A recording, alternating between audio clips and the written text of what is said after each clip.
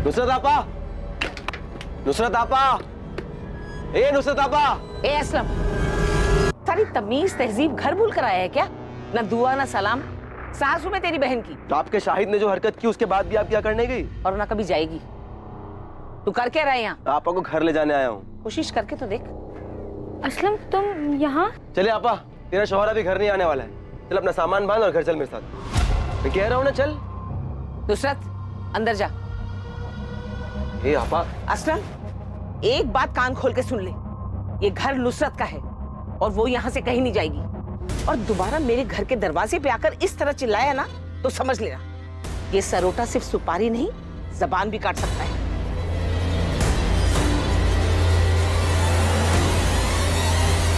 जंगल का एक भी कोना छूटा नहीं चाहिए। अंदर तक छान मारो। शायद अगर मर चुका है तो उसकी लाश यहीं कहीं जंगल में होनी चाहिए। मुझे रावत फैमिली कुछ ठीक नहीं लगती। अदिति के गायब होने के कुछ दिन बाद जब हमें अदिति और शाहिद के बारे में पता चला तो इन लोगों ने केस क्लोज करने के लिए बोल दिया। इनफैक्ट इस बात का जिक्र भी नहीं किया कि अदिति और शाहिद शादी करने के बाद उनके घर आए और अब जब अदिति की डेड बॉडी मिली है तब इन लोगों ने बताया कि वो दोनों घर आए थे। मतलब आपको लग रहा है कि? हाँ, शक है। उस दिन शायद मामला हद से ज्यादा बिगड़ गया हो, कहासुनी भी हुई हो। वैसे भी अदिति की फैमिली काफी कट्टर ख्यालत की, खासकर उसके ताऊजी जगमोहन रावत।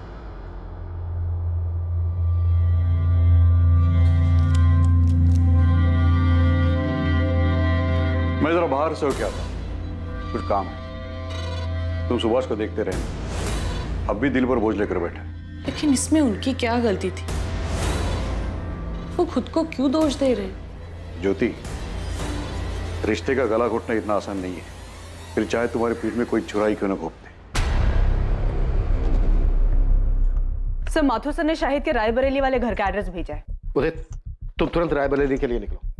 और अगर ये सारा काम शाहिद का क्या कराया है और वो रायबरेली में कहीं छुपा हुआ है तो पहले से ही चौकन्ना होगा। और अगर उसे तनिक भी भनक लग गई तुम्हारे रायबरेली जाने के बारे में तो वहां से निकल सकता है और हम ये चांस बिल्कुल नहीं ले सकते। सो बी केयरफुल। मैं लोकल पुलिस से बात करता हूं।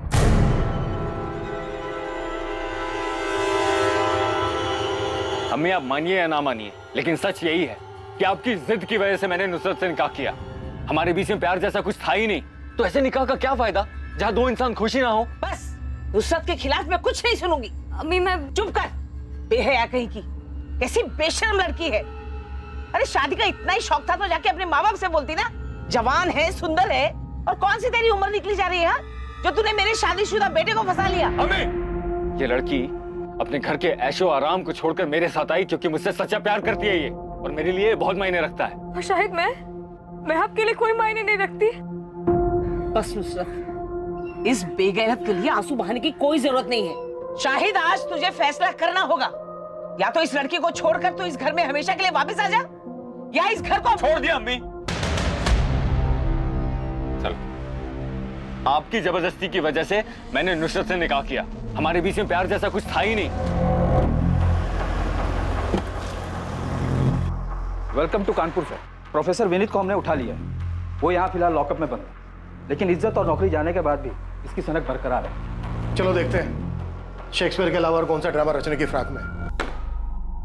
एक कप और मिलेगी, लंच भी मिलेगा, लेकिन उससे पहले तुम्हें हमारे सवालों के जवाब देने होंगे। वैसे आप कौन हैं? Inspector Abhijit Sharma, Noida police. अदिति की डेड बॉडी आपको मिली थी? हाँ। क्या लगता है आपको, अदिति को उसी टैक्सी ड्राइवर ने मारा है जिसके साथ वो आती जाती थी? केस को काफी क्लोजली फॉलो कर रहे हो। जिसकी वजह से मेरा सब कुछ खत्म हो गया, उसे एंड तक फॉलो करना तो बनता है ना। वैसे पता है, अब सोचता हूं ना तो महसूस कर पाता हूं कैसा लगा होगा ओथेलो को सब कुछ खोने के बाद। फिर तो तुम्हें यह भी पता होगा ओथेलो का सब कुछ खोने का रीजन वो खुद था। जिद और इनसिक्योरिटी में आकर खुद उसने अपने प्यार को मार डाला था। वाह सर, आपने ओथेलो पढ़ा है? अच्छा ये बताइए, आपका सबसे पसंदीदा कैरेक्टर कौन सा है? अपना ये ड्रामा बंद कर दे प्रोफेसर, ये पुलिस स्टेशन है, कोई स्टेज नहीं। All world is a stage, all men and women are merely players. ये पूरी दुनिया एक रंगमंच है और हम सब इसकी कठपुतली हैं। कोई मरता नहीं, कोई मारता भी नहीं है। बस जब जिसकी जरूरत खत्म हो जाती है उसे इस रंगमंच से अलविदा लेना पड़ता है। अदिति शाहिद से प्यार करती थी, भाग गई थी उसके साथ। ये जानने के बाद अपनी जिंदगी में तुम्हें उसकी जरूरत तो रही नहीं होगी, तो क्या तुमने उन दोनों की जिंदगी को रंगमंच से अलविदा कर दिया? शाहिद उस लड़की अदिति को लेकर यहाँ आया था, लेकिन मैंने उन्हें दरवाजे से लौटा दिया, घर के अंदर भी नहीं लिया। उसके बाद दोनों कहाँ गए मुझे नहीं पता। ये कौन है? ये असलम है, नुसरत का भाई। ठीक है, फिर भी हमें आपके घर की तलाशी लेनी होगी। देखिए साहब, शाहिद घर पर नहीं और पूरा गांव जानता है कि रुखसार कभी झूठ नहीं बोलती। उसके बाद भी अगर आपको अंदर जाना है तो वारंट लाइए। देखिए रुखसार जी, मामला बहुत संगीन है। नोएडा के जंगल में अदिति की लाश मिली हमें। सिर्फ अदिति की लाश मिली, शाहिद की नहीं? क्यों, मिलनी चाहिए थी। असलम क्या बकवास कर रहे हो? अरे मैं तो सिर्फ ऐसे ही पूछ रहा हूँ, वो दोनों साथ में गए थे इसलिए। साहब शाहिद कहाँ है? हम वही तो पता लगाने की कोशिश कर रहे हैं। अब या तो शायद अदिति को मार के गायब हुआ है, या फिर शायद वो खुद भी जिंदा नहीं है।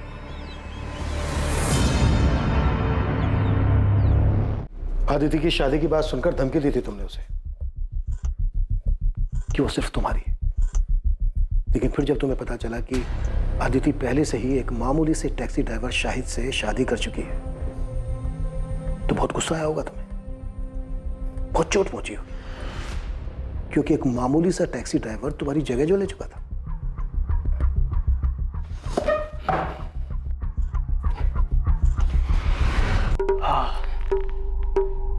लीजिए, अब मैंने आपकी जगह ले ली, आपकी कुर्सी पर बैठा हूं, तो आप मेरा खून करना चाहते हैं?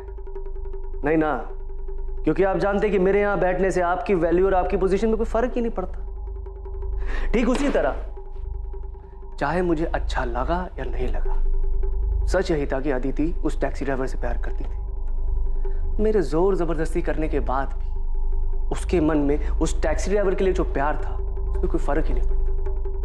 इसलिए जगह ले ली नहीं ले ली, ये सब बकवास है। एक बार को तो तुमने सोचा होगा कि अदिति पढ़ी लिखी लड़की है, उसका और तेरा इंटेलेक्चुअल लेवल मैच करता है, और दूसरी तरफ वो टैक्सी ड्राइवर शाहिद, जिसका अदिति के साथ कोई मेल नहीं था। आपको लगता है कि मैं इंटेलेक्चुअल हूं और वो टैक्सी ड्राइवर गवार है? सर, ये सिर्फ एक मुखौटा है जो अंदर के असली चेहरे को छुपा देता है। बात को गोल गोल घुमाने से मुद्दा नहीं बदल जाता प्रोफेसर। जो बात है सच सच बता दे, वरना इसी लॉकअप के अंदर एक एक करके तेरे चेहरे से सारे मुखौटे उतार देंगे हम। मुखौटा पहले उनका उतारिए जो खानदानी और इज्जतदार होने का दावा करते हैं, और फिर उसी शान की आड़ में अपनों की ही बलि चढ़ा देते हैं। अदिति के मर्डर में उसकी फैमिली कहा था? नहीं, मैंने ऐसा तो नहीं कहा, लेकिन लगता है आपके मन में उनके लिए शक है, तभी सबसे पहले उनका ख्याल आया। वैसे आपको उस टैक्सी ड्राइवर की फैमिली पर भी शक होगा। जरा सोचिए ना सर, अगर मोहब्बत की दुश्मनी फैमिलीज ना होती तो ये दुख भरी प्रेम कहानियां अमर कैसे हो पाती?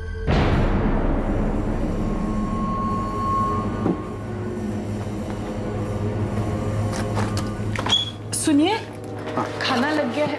हाँ, इतने पैसे? वो ऑफिस में एक एम्प्लॉय की माँ हॉस्पिटल में एडमिट है, उसकी मदद के लिए।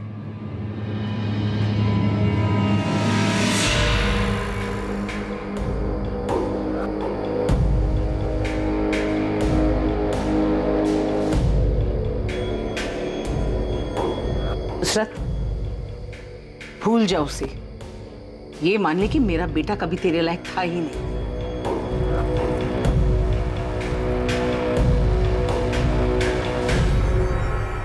साहब, मेरा भाई असलम दिल का बहुत अच्छा है, उसने कभी किसी का बुरा नहीं चाहा, लेकिन शाहिद की दूसरी निकाह की बात सुनकर वो बहुत गुस्सा हुआ था। शायद इतने गुस्से में मैंने उसे पहले कभी नहीं देखा। आपा, मैं बता दे रहा हूँ, मैं उसे नहीं छोड़ूंगा। तूने मुझे फोन क्यों नहीं किया जब वो यहाँ आया था? और वो कहाँ गया, कुछ बोल के गया है?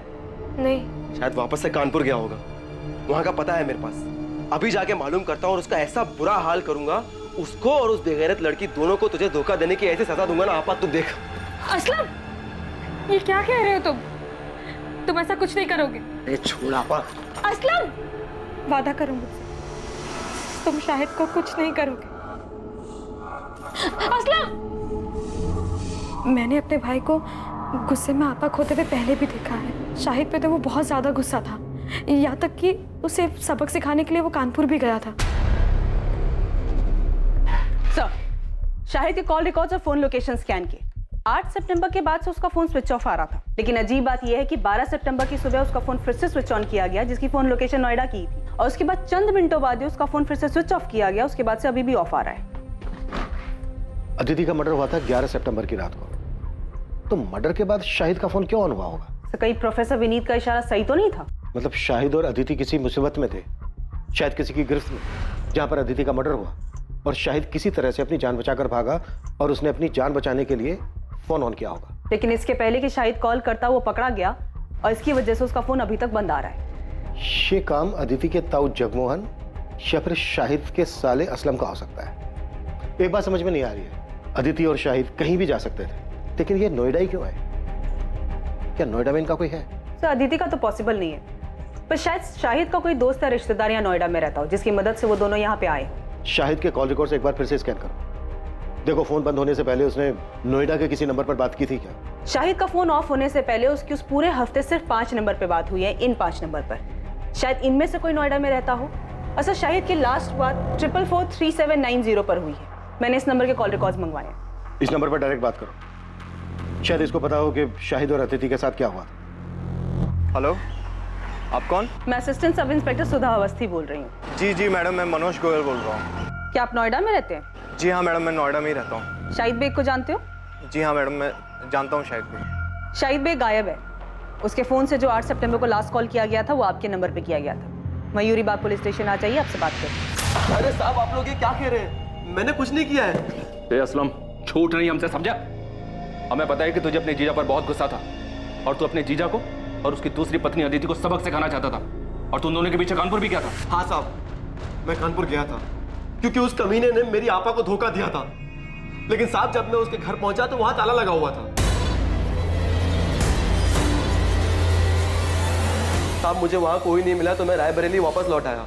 और साहब अगर मुझे वो शाहिद मिल भी जाता तो मैं उसे 2 हाथ मारकर छोड़ देता, उसकी जान थोड़ी ना लेता।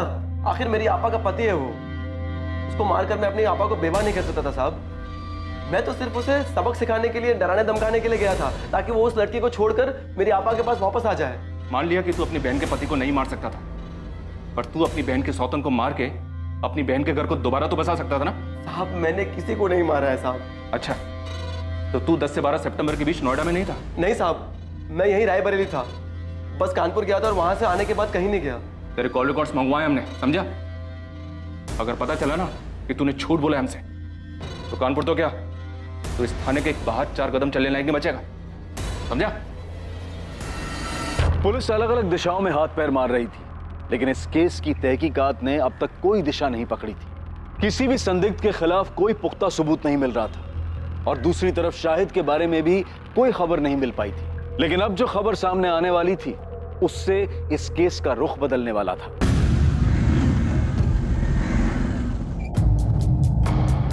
सर मैं भी रायबरेली से ही हूँ, नोएडा में पिछले 8 सालों से रह रहा हूँ। शाहिद मेरे बचपन का दोस्त है। क्या तुम ये भी जानते हो कि शाहिद एक लड़की के साथ भाग कर यहाँ नोएडा आया था? जी सर, जानता था, और ये भी जानता हूँ कि उस लड़की का नाम अदिति है। 12 सितंबर को हमें अदिति की डेड बॉडी। क्या डेड बॉडी? शाहिद का डर सही नहीं। शाहिद अदिति के साथ ऐसा नहीं कर सकता। वो दोनों एक दूसरे से बहुत प्यार करते थे, उन दोनों ने शादी भी की थी, पर उनके घर वालों ने मानने से इनकार कर दिया, तो उसने मुझे फोन किया। उसे कुछ पैसे और रहने के लिए जगह चाहिए थी। देख, अभी मेरे पास ना सिर्फ 5000 रुपए हैं, मैं तेरे अकाउंट में ट्रांसफर कर रहा हूँ। तुम दोनों टिकट कराओ और इधर नोएडा आ जाओ, बाकी इधर मिलकर सोचते हैं, ठीक है? देख, अगर तू कह रहा है ना कि अदिति के घर वाले कुछ भी कर सकते हैं, तो तेरा कानपुर छोड़ने का फैसला बिल्कुल सही है। मैं अदिति को कुछ नहीं होने दे सकता। मैं बस जल्दी से नोएडा की ट्रेन पकड़ के आ रहा हूँ। अब हमें कानपुर या रायबरेली में रहने में डर लग रहा है। सर शाहिद मेरे पास यहाँ नोएडा आ गया था। तो 2 दिन शाहिद यहाँ नोएडा में तुम्हारे पास तुम्हारे घर पे रुका था? हाँ सर, मैंने इंतज़ाम किया था। वैसे मैं एक छोटा मोटा स्टेट एजेंट हूँ सर। सेक्टर 49 में एक फ्लैट मेरे पास खाली पड़ा था, उसकी चाबी मेरे पास ही थी। वो फ्लैट मुझे किराए पे चढ़ा, तो मैंने शाहिद और अदिति को वहाँ रहने दिया।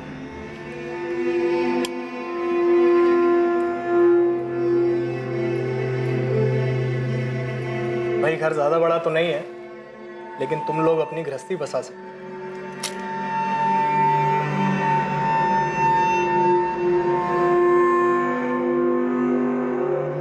घर बड़ा नहीं, इंसान का दिल बड़ा होना चाहिए, जैसे कि आपका है। Thank you so much Manoj भैया।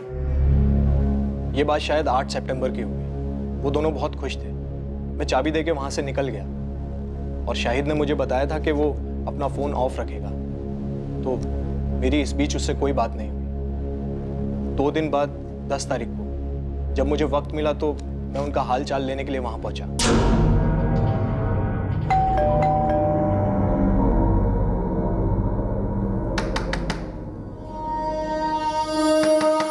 जब काफी देर तक दरवाजा पीटने के बाद भी उन्होंने कोई जवाब नहीं दिया तो मुझे थोड़ा अजीब लगा। मेरे पास फ्लैट की डुप्लीकेट चाबी थी जिससे मैंने फाइनली दरवाजा खोला।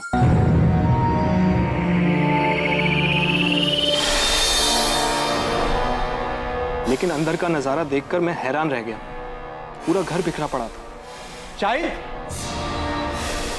अदिति।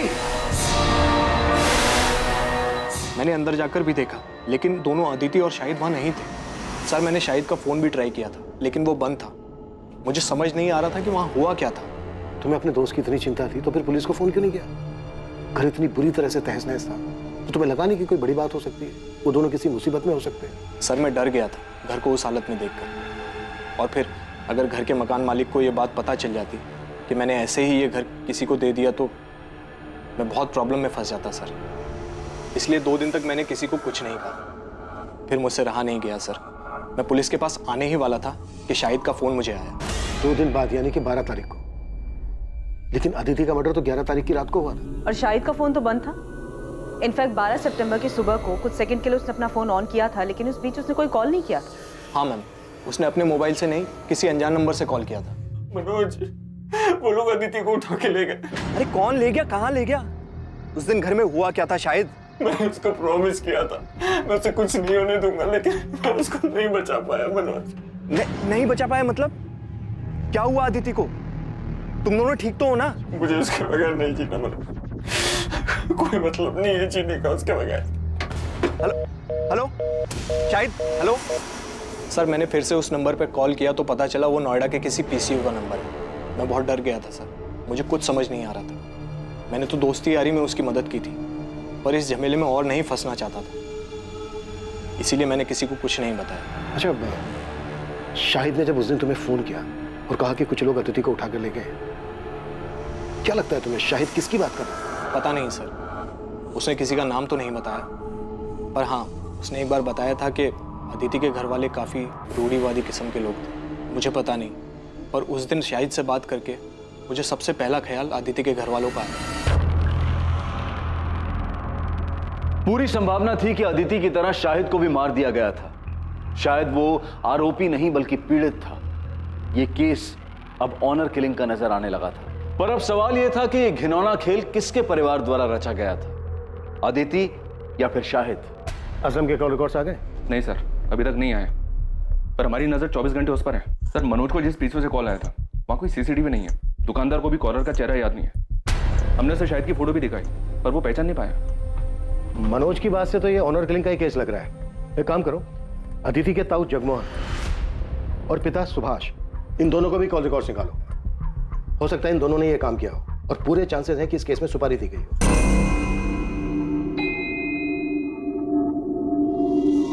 कहीं जा रही हो? हाँ, वो थोड़ा बाजार जा रही थी, सामान लाना था। अरे तो ड्राइवर को बोल देती, वो लेके आता। अरे नहीं, यही पास के बाजार ही जा रही हूँ, पैदल चली जाऊंगी, इसी बहाने थोड़ा चलना हो जाएगा। चलती हूँ।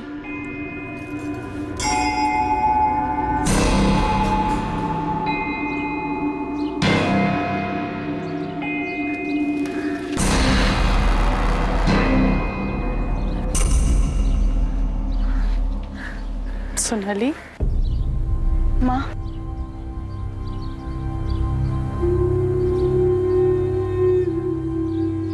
सोनाली, तुझे ये जगह याद है? तुझे और अदिति को ये जगह बहुत पसंद थी। तू तो दूसरे बच्चों के साथ खेलती थी, लेकिन अदिति चुपचाप एक जगह बैठकर किताब पढ़ा करती थी। मैंने जो किया उसके लिए अब तक नाराज हो आप मुझसे, या आप पापा से डरती हैं कि उन्हें पता चल गया तो बवाल मचा देंगे? सोनाली, ये सब इतना आसान नहीं है। हम जिस समाज में रहते हैं, बस इसी समाज की वजह से आज तुम्हारी दोनों बेटियां तुमसे अलग हैं। और पापा की इस रूढ़िवादी सोच की वजह से ना आज अपनी एक बेटी को हमेशा हमेशा के लिए खो चुकी हैं आप। घर में अगर कम से कम आपने अदिति को समझने की कोशिश की होती ना, तो इस तरह घर से भागी नहीं होती। शायद उसके अकेलेपन का सहारा इसीलिए बन पाया क्योंकि हम लोग, उसका परिवार उसको समझ ही नहीं पाए, और इन्हीं सभी बंदिशों की वजह से उसने ये बगावत की थी। लेकिन इस बगावत का क्या फायदा? आखिर सजा तो उसे ही भुगतनी पड़ी ना। इसका मतलब अदिति की मौत उसकी बगावत की सजा थी। माँ मुझे सच सच बताओ, क्या अदिति को मरवाने में पापा का हाथ था? मुझे नहीं पता सोनाली, और सच पूछो तो मैं जानना भी नहीं चाहती। इसका क्या मतलब है माँ? आप कुछ जानती हैं? अदिति की मौत के बारे में आप कुछ जानती हैं?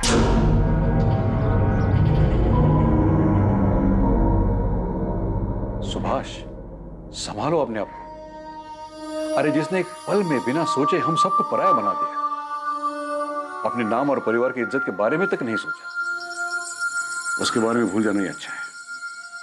भैया आप जिसकी बात कर रहे हो वो मेरी बेटी है। सुभाष, अदिति मेरी भी बेटी थी। मेरे लिए भी ये सब करना आसान नहीं है, लेकिन अपने परिवार और प्रतिष्ठा बनाए रखने के लिए हमने जो फैसला लिया है वो बिल्कुल सही है। जब से अदिति की लाश देखी है तब से घूम फिर कर ये बात मेरे मन में आके अटक जाती है। फिर लगता है कि नहीं, वो ऐसा कुछ नहीं कर सकते, लेकिन उनकी बातें याद आ जाती हैं और फिर लगता है कि इन सब के पीछे इन्हीं का हाथ है। हाँ, ये सच है कि 3 साल पहले जब सोनाली घर से भाग गई तो मैंने कुछ लोगों को पैसे दिए, उन्हें सोनाली के पीछे भेजा था, लेकिन उसे मारने के लिए नहीं, बल्कि उसे वापस घर लाने के लिए। बाप हूं मैं उसका, कसाई नहीं हूं। इससे पहले कि वो भानु से शादी कर ले, मैं एक आखिरी कोशिश करना चाहता। पहली बार सोनाली आपके हाथ से बच के निकल गई, आप कुछ नहीं कर पाए, लेकिन इस बार अदिति के वक्त आप कोई चांस नहीं लेना चाहते होंगे। वैसे भी अदिति आपकी सगी बेटी तो थी नहीं। जब अदिति और शाहिद आपके पास आशीर्वाद लेने आए होंगे तो आपका खून तो खोला ही होगा। मैं अदिति पर गुस्सा नहीं था, उसकी नादानी पर हैरान था। बुरा तो इस बात का लग रहा था कि मैं अपनी बेटी को समझ ही नहीं पाया। शायद इसीलिए उसने मुझसे बिना पूछे इतना बड़ा कदम उठाया, इतनी बड़ी गलती कर दी। तो मतलब आप ये मानते हैं कि अदिति ने जो किया वो गलत था? हाँ, बिल्कुल गलत था, और आज जो उसकी हालत हुई है वो उसी गलती का नतीजा है। तो आप ये मानते हैं जगमोहन जी कि अदिति की मौत उसकी गलती की वजह से हुई? तो जाहिर सी बात है इस बात पर आपको खुशी हुई होगी। ये कैसा बेहुदा सवाल है इंस्पेक्टर? अदिति मेरी भी बच्ची थी, मुझे जिंदगी भर उसे खोने का दुख रहेगा। और पछतावा? हाँ, वो भी है कि मैं अपनी बेटी को समझ नहीं पाया। बाप होने के बावजूद अपनी बेटी को बचा नहीं सका। भैया का तो नहीं जानता, पर मैं अपनी बेटी को कभी कोई नुकसान नहीं पहुंचाऊंगा। हर मुजरिम शुरुआत में अक्सर यही राग अलापता है जगमोहन जी। ठीक है, इसके आगे मैं कुछ नहीं बोलूंगा। आप जो सोच रहे हैं उसे साबित करके देखिए।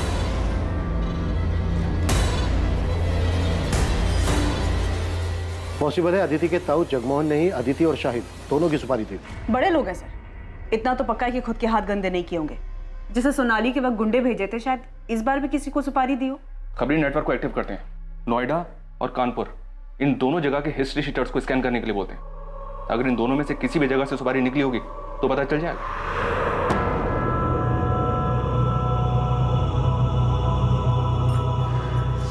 नुसरत बेटा, मैं समझती हूँ जो कुछ भी हुआ उसके बावजूद शाहिद तुम्हारा शौहर है, तुम्हें उसकी याद तो आती होगी, लेकिन जो गलती शाहिद ने की ना वो माफी के लायक नहीं थी। मैंने वही किया जो मुझे सही लगा। यही तो मुश्किल है ना अम्मी, आप सब ने वही किया जो आप सबको सही लगा। आपको सही लगा तो आपने शाहिद की मर्जी के बगैर उनका निकाह हमसे करवा दिया। शाहिद को सही लगा तो उन्होंने मुझे बिना बताए अपना जीवन साथी चुना। आपको सही लगा तो आपने उनको घर से निकाल दिया। असलम को सही लगा तो उन्होंने, इन सब में मैंने तो अपना सब कुछ खो दिया ना। ना आज मेरे पास शौहर है, ना आज मेरे पास औलाद है। अरे मुझे तो ये तक भी नहीं पता कि शायद जिंदा है या नहीं। अम्मी, अगर आज तक आप सब कुछ सही करती आई तो मेरे साथ गलत कैसे हो गया? कुछ समझ में नहीं आ रहा है। इतने सारे सस्पेक्ट्स हैं पर किसी के खिलाफ भी कोई पुख्ता सबूत नहीं मिल रहा है। सर, अदिति के ताऊ जगमोहन रावत, पिता सुभाष रावत और प्रोफेसर विनीत अग्रवाल, इन सबके कॉल रिकॉर्ड स्कैन किए, सब क्लियर है सर। पर ये असलम के कॉल रिकॉर्ड में से गड़बड़ दिखाई दे रहा है। 10 और 11 सितंबर को इसका फोन स्विच ऑफ था। उसे अदिति और शाहिद के नोएडा जाने के बारे में खबर मिल गई होगी। उसने इन दोनों का पीछा किया होगा और मौका देखते ही मर्डर कर दिया होगा, और इस दौरान जानबूझकर अपना मोबाइल फोन बंद रखा होगा ताकि उसकी लोकेशन किसी को पता ना चल पाए। तो शाहिद का दोस्त मनोज गोयल, जिसने शाहिद और अदिति को लास्ट टाइम देखा था, वो भी रायबरेली से है।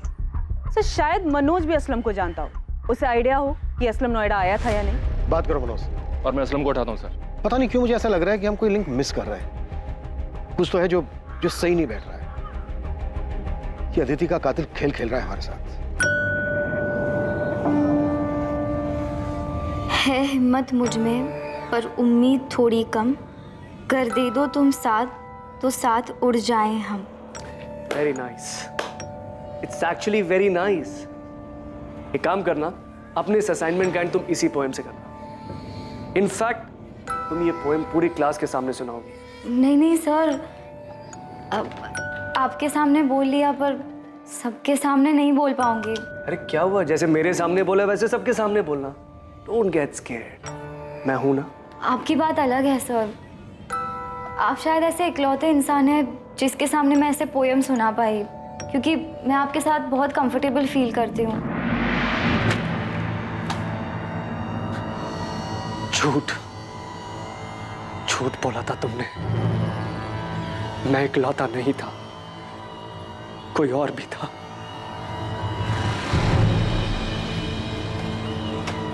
आ गया? जमानत मिली या जेल की दीवार फांद के आया है? ताना मारने की जरूरत नहीं है, पता है मुझे। पुलिस को आप ही ने चुगली की होगी। आपको लगता है अदिति और शाहिद को मैंने मारा? मुझे किसी को चुगली करने की जरूरत नहीं बच्चे, लेकिन हाँ, अगर मुझे पता चला कि तूने मेरे शाहिद के साथ कुछ किया है तो मैं पुलिस के पास जरूर जाऊंगी, लेकिन तुझे मारने के बाद। हाँ मैडम, शाहिद के साले का नाम असलम है, पर मुझे ये नहीं पता कि असलम शाहिद से गुस्सा था या नहीं। मैं उससे कभी नहीं मिला। और कुछ पता है असलम के बारे में कि 10 और 11 तारीख को वो नोएडा में था या नहीं था? पता नहीं मैडम, पर असलम ने कुछ किया क्या? शाहिद के बारे में कुछ पता चला कि वो कहाँ है? मैम वो मिल तो जाएगा ना? कभी कभी लगता है कि अदिति की तरह कहीं वो भी। मनोज, अभी इस बारे में कुछ पता नहीं चल पाया, लेकिन अगर तुम्हें कुछ पता चलता है या कुछ याद आता है तो हमें फौरन बताना। जी मैडम। ये क्या तमाशा लगा रखा है आप लोगों ने? जब देखो उठा ले आते हैं। तब समझता हूँ मैं, आप लोग को कोई मिल नहीं रहा है इसलिए बार बार मुझे बलि का बकरा बना रहे हैं। गरीब आदमी उसने मेरा फायदा। देख असलम, ये नौटंकी ना नेताओं के लिए छोड़ते। इस बार पुलिस का डंडा चालू हुआ ना तो फिर रुकना मुश्किल है, सोच ले। कॉल रिकॉर्ड्स के हिसाब से 10 और 11 सितंबर को तेरा फोन बंद था। फोन क्यों बंद था तेरा? कहाँ था 2 दिन? यहाँ नोएडा शाहिद के पीछे आया था ना तू? नहीं सर, दोनों दिन मैं अपने घर पर ही था। मेरा फोन खराब हो गया था इसलिए बंद था, और मैं बीमार था इसलिए फोन ठीक करवाने बाहर नहीं जा पाया। इन 2 दिन में तेरे साथ था कोई जो तेरी इस बात को कंफर्म कर सके? ये इत्तेफाक नहीं हो सकता असलम कि जिस रात अदिति का मर्डर हुआ उस रात तेरा फोन भी खराब था। बल्कि सच ये है कि फोन तूने जानबूझ के बंद रखा था ताकि ये पता ना चल सके कि तू इधर नोएडा में था। बच गया तू असलम। बेहतर तेरे लिए यही है जो भी सच है वो गलत है, नहीं तो ऐसा बीमार करेंगे कि जिंदगी में कभी ठीक नहीं हो पाएगा। सोच ले। असलम को बुरी तरह से तोड़ा, लेकिन अभी वो वही रट लगाया हुआ है कि 10 और 11 सितंबर को रायबरेली में ही था। इस बात के कोई सबूत नहीं है और ना ही उसकी बहन को इसके बारे में कुछ पता है ठीक से। सर, अदिति के मर्डर में असलम के हाथ होने के पूरे चांसेस हैं, लेकिन असलम के खिलाफ अभी सारे सबूत सर्कमस्टेंशियल है। उसे बुक करने के लिए हमारे पास कुछ सॉलिड होना चाहिए। साहब, मैं देता हूँ ना सॉलिड खबर। कल शाम को मैं नोएडा हाईवे के ढाबे पे बैठा हुआ था। उस वक्त वो अपना हिस्ट्री सीटर है ना मोंटी, वो भी वहाँ पर आया हुआ था। अब क्या बताऊँ दोस्त, आजकल लोगों को जुर्म की कदर ही नहीं है। साला पूरे नोएडा में रेड गिर गया, इसलिए ना मैंने अब बाहर का काम उठाना शुरू कर दिया। अभी कानपुर का काम उठाया था। बड़ा काम था क्या मोंटी भाई? अबे जबरदस्त काम था, एकदम जासूस टाइप का। पेमेंट सुनेगा ना तो साला दब के ही मर जाएगा। एक हिंदू मुस्लिम जोड़े को ढूंढने का काम था, सालों ने भाग के शादी की थी। तो काम हो गया था? अबे मोंटी शैम्पू कोई काम ले और वो होना, ऐसा होएगा कभी? उठा लो मोंटी को। अब ये मोंटी बताएगा कि इसने कैसे किया और किसके कहने पर किया। चल बोल, वो हिंदू मुस्लिम जोड़ा कौन है और उनका पता लगाने के लिए तुझे किसने भेजा था? बोल। अबे बोल। बाल नहीं साहब, सब बाल छोड़ दो साहब, प्लीज बाल छोड़ दो। आजकल फैशन में है ना, बिना बाल वाले हीरो की फिल्में ज्यादा हिट हो रही है। चल बेटा, तुझे डायरेक्ट हीरो बनाते हैं। यादव जरा कैंची तो लेकर। सब बाल नहीं साहब, सब बताता हूँ, मैं बताता हूँ। सब लड़की का नाम अदिति रावत और लड़के का नाम शाहिद बेग था। उनको ढूंढने का काम मिला था साहब। मैंने यूपी, दिल्ली, नोएडा हर जगह अपने लड़के घुमाए, लेकिन साहब उनका कुछ नहीं पता चल पाया साहब। अबे ओए, नौटंकी बंद कर, समझा? अभी सच सच बोल, शाहिद की लाश कहाँ है? और उनके लिए सुपारी किसने दी? जगमोहन रावत ने या असलम ने?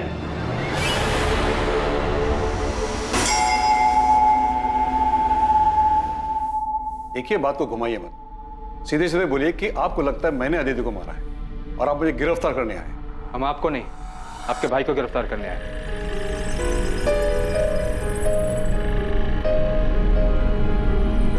सुभाष को क्या किया इसने?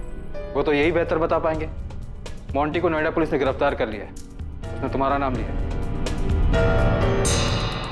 साहब 10 सितंबर को सुभाष रावत ने मुझे फोन किया था साहब। डन साहब, काम हो जाएगा, दोनों को ढूंढ लूंगा मैं। मेरे आदमी हर जगह काम होती, मैं आपको बता दूंगा।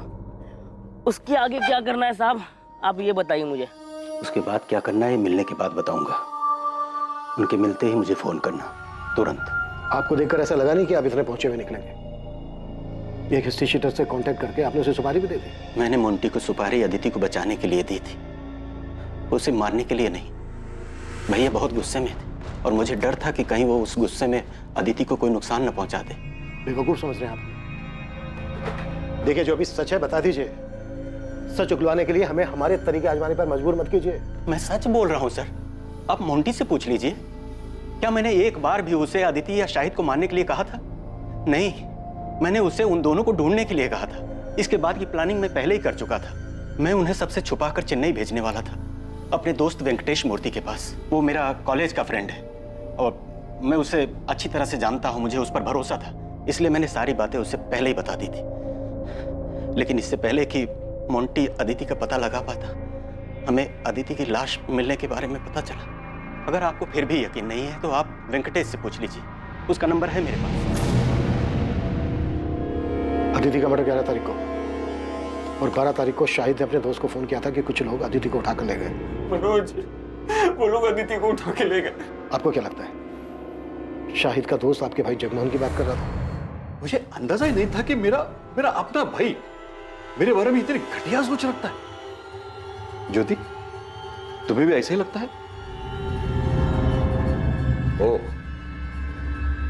तो आज मेरे समझ में आया कि मेरा परिवार मेरे बारे में क्या जानता है, क्या समझता है। क्योंकि आपने कभी किसी को समझने का मौका ही नहीं दिया ना। सुभाष, मैंने हर फैसले में तू मेरे साथ खड़ा था।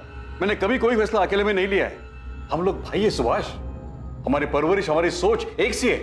अदिति के देर से घर आने से लेकर उसके जीन्स पहनने, लड़कों के साथ बात करने, पढ़ाई के लिए बाहर जाने तक तुझे भी हर बात खटती थी जितनी कि मुझे। और अगर ऐसा नहीं था तो तूने मुझे टोका क्यों नहीं? क्योंकि तू भी वही चाहता था। फर्क सिर्फ इतना है कि तूने हर बार बंदूक मेरे कंधे पर रखकर चलाई। अदिति और शाहिद की शादी से तुझे भी उतना ही बुरा लगा था जितना कि मुझे। क्या पता तूने मोंटी को उन्हें बचाने के लिए भेजा था या मारने के लिए। आप कह रहे हो कि मैं खुद अपनी बेटी को मरवाऊंगा? अच्छा, अपनी बेटी? आज जब तेरी अपनी बेटी की बात आई तो तूने बिना सोचे समझे मुझ पर उंगली उठा दी। सुभाष, एक ही सिक्के के दो पहलू है हम। फर्क सिर्फ इतना है कि हमारे चेहरे अलग अलग हैं।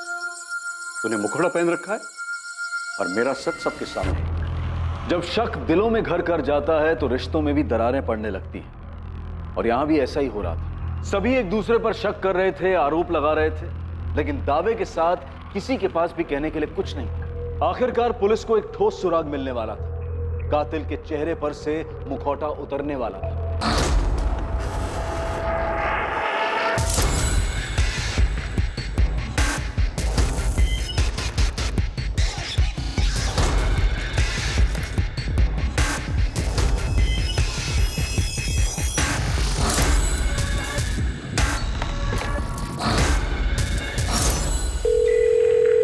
हेलो, एक टेम्पो का नंबर भेज रही हूँ, उसके ओनर की डिटेल चाहिए मुझे तुरंत।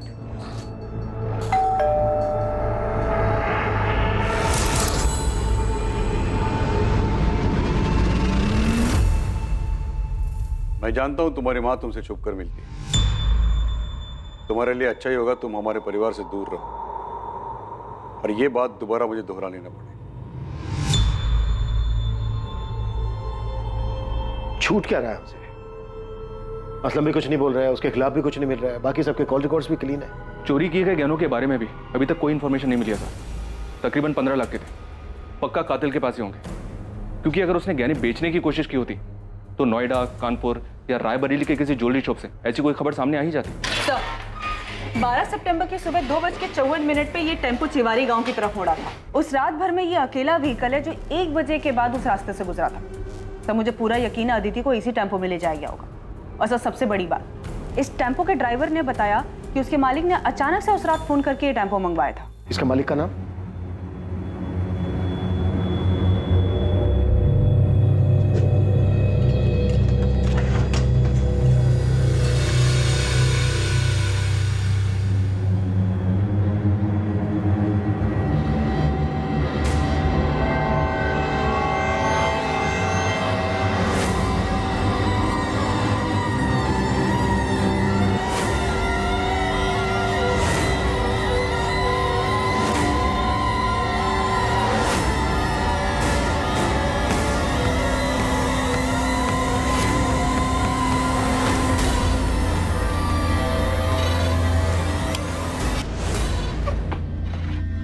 अरे अरे अरे अरे, दुल्हन क्यों बन रहा है?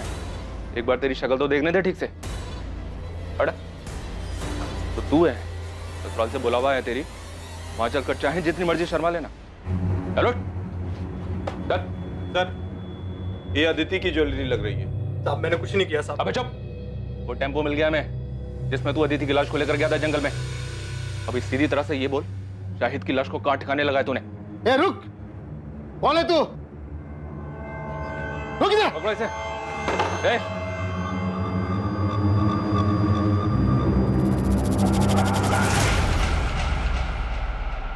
शाहिद बेग, ये जब से आया तब से इसने मुझे एक बार भी गहने छूने तक नहीं दिए। आज जब ये खाना लेने बाहर गया, मैंने सोचा 2-4 गहने निकाल लेता। मेरे साथ गद्दारी कर रहा था।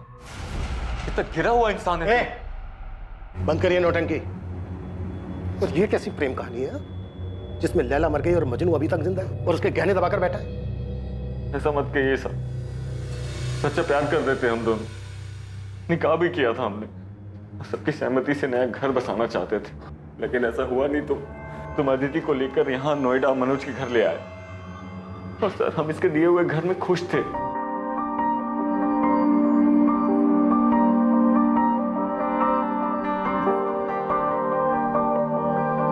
खुश तो हो ना तुम?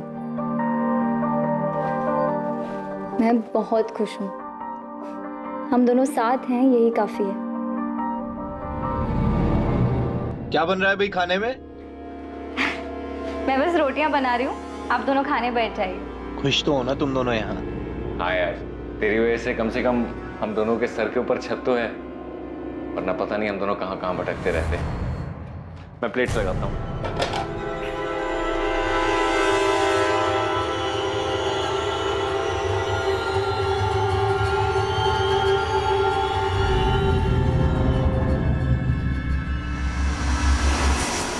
शाहिद ने मुझे कई महीने पहले अदिति की फ़ोटो भेजी थी। मुझे वो तभी से अच्छी लगने लगी थी, और जब मैंने अदिति को सामने से देखा तो मेरा दिमाग घूम गया। मुझे हर जगह हर वक्त वही दिखाई देती थी। बस एक बार उसे पूरी तरह से पाना चाहता था। उसे सामने से देखकर बहुत बेचैन हो गया था मैं।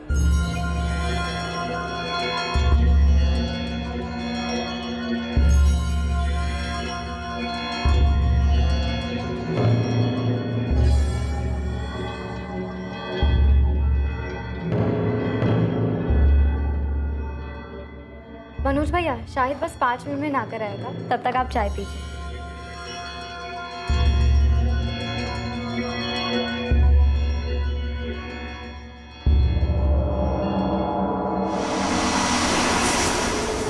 अब इस कमीने के मन में क्या चल रहा था मुझे जरा भी अंदाजा नहीं था।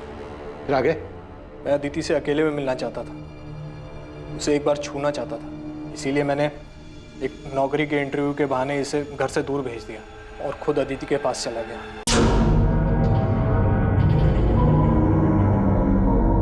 हो गया अदिति? हाँ, बस 2 मिनट।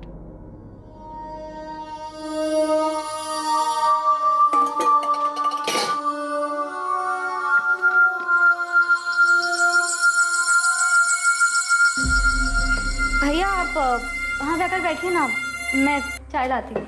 भैया क्यों बोल रही हो यार? नहीं, मैं तुम्हारा भैया हूँ ना तुम मेरी भाभी। रात तो शाहिद भी नहीं है। ये क्या कर रहे हैं आप? वही जो शाहिद करता है। दूर रहिए, पागल तो नहीं हो गए? देखिए आप मुझसे दूर रहिए वरना ठीक नहीं होगा। शादीशुदा शाहिद में ऐसा क्या है जो मुझ में नहीं है? मुझे क्यों मना कर रही है? तो पागल तो नहीं हो गए? अब जाइए यहाँ से। साहब तब तक भी मुझे नहीं मालूम था कि इसके दिमाग में क्या चल रहा है, लेकिन उस दिन जब मैं घर वापस आया तब मुझे पता चला कि कितना बड़ा कमीना है ये। अदिति, अदिति, अदिति! ये क्या किया तूने? शाहिद शांत हो जा भाई, देख गलती हो गई यार, बहक गया था। बहक गया था? साल मेरी बीवी थी वो, प्यार करता था मैं उससे, छोड़ूंगा नहीं तुझे। शाहिद चल, बोला ना यार गलती हो गई। दिमाग शांत रख और मेरी बात ध्यान से सुन। देख रोग आकर अगर तूने ये ड्रामा किया ना तो देख हम दोनों फंसेंगे और मैं बोल दूंगा कि इस कत्ल में तू भी शामिल है और अदिति के घर वाले तुरंत मान जाएंगे। इसलिए हमारे लिए अच्छा यही होगा कि इस मामले को यहीं दबा दें। तुझे क्या लगता है तेरे बहकावे में मैं आ जाऊंगा? तेरा सच में दिमाग खराब हो गया है? देख देख शाहिद भाई, मेरी बात सुन यार, हम सालों पुराने दोस्त हैं यार। एक लड़की के चक्कर में अपनी दोस्ती खराब करेगा? अरे ये तो गई, वापस नहीं आएगी। इसके जैसी हजारों लड़कियां तुझे मिलेंगी। तुझे नई जिंदगी शुरू करनी थी ना, रायबरेली से बाहर निकलना था। मैं भी तेरे साथ चलूंगा। मेरे पास पूरा प्लान है और हमारे पास इसके गहने भी हैं यार। हम दोनों की लाइफ सेट हो जाएगी। समझ रहा है मेरी बात?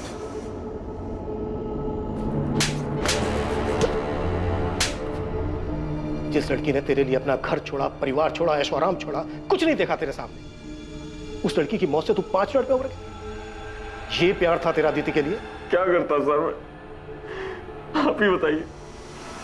अदिति तो मर गई थी, वापस नहीं आने वाली थी, इसलिए मनोज जैसा कहता रहा मैं वो करता रहा।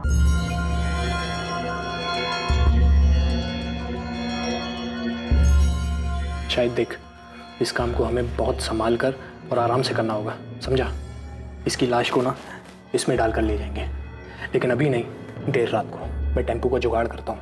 मेरी दुकान में एक आदमी काम करता है जिसके पास पुराना टेम्पो है। अदिति की लाश को ठिकाने लगाने के बाद तू अपना फ़ोन ऑफ कर देना और फिर 2 दिन बाद अपना फ़ोन ऑन करना, सिर्फ कुछ सेकंड के लिए। जब पुलिस को अदिति की लाश मिलेगी ना तो वो मुझसे पूछताछ करने आएगी, तो मैं उन्हें बताऊंगा कि तुम दोनों के पीछे कुछ लोग पड़े थे जिन्हें अदिति के परिवार वालों ने भेजा था। अदिति को उन्होंने मार दिया और तू अपनी जान बचाकर भागा। फिर तूने अपना फ़ोन ऑफ कर दिया, तुमने फ़ोन ऑन किया, फिर तुम भी पकड़े गए और तुम्हारा फ़ोन फिर तुरंत बंद हो गया। इसमें पुलिस को यही लगेगा कि या तो तूने खुदकुशी की है या तेरे परिवार वालों ने तुझे मारा है। और जब तक ये मामला शांत नहीं हो जाता, मेरे पास एक और ठिकाना है, तू वहाँ छुप जा और सबसे पहले तेरा हुलिया बदलना पड़ेगा ताकि कोई तुझे पहचाने ना। कुछ गड़बड़ हो गई तो? मुझ पे भरोसा रख। ये मामला शांत हो जाने के बाद तेरे पास जो अदिति के गहने हैं ना, हम उसे बेच देंगे, बहुत पैसे मिलेंगे यार, अपनी लाइफ सेट हो जाएगी। चल लाश को बोरी में डालते हैं और रात को 1 बजे निकलेंगे, समझा?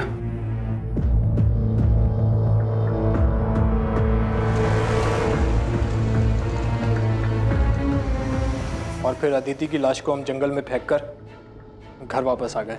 साले तू अदिति से प्यार करता था, 5 मिनट में उसके कातिल के प्लान में शामिल हो गया ताकि तू अदिति के पैसों से एक सुकून भरी जिंदगी शुरू कर सके। मैं इसके बहकावे में आ गया था। मैं सच कह रहा हूँ, उसकी मौत का मुझे अभी भी बहुत अफसोस है। मैंने अपनी पूरी जिंदगी में तेरे जैसा स्वार्थी आदमी नहीं देखा। क्या नहीं था तेरे पास? हाँ? क्या नहीं था तेरे पास? एक समझदार बीवी थी, बेहद प्यार करने वाली अदिति थी, लेकिन सच ये है कि तू इनमें से किसी के लायक नहीं था।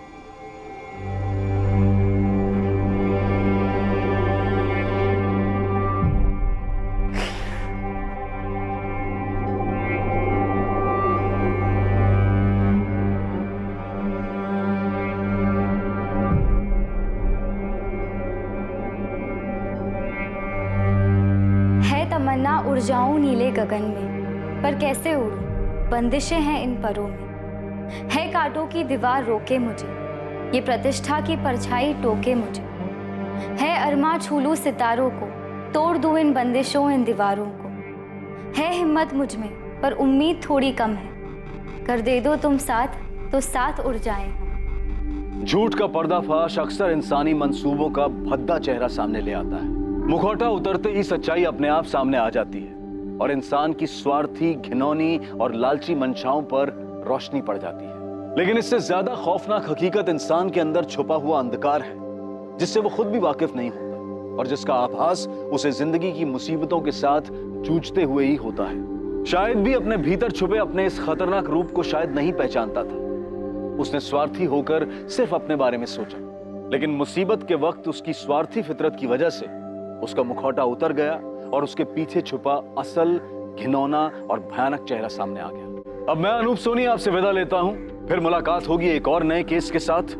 देखते रहें क्राइम पेट्रोल सतर्क, सोमवार से शुक्रवार रात 10:30 बजे।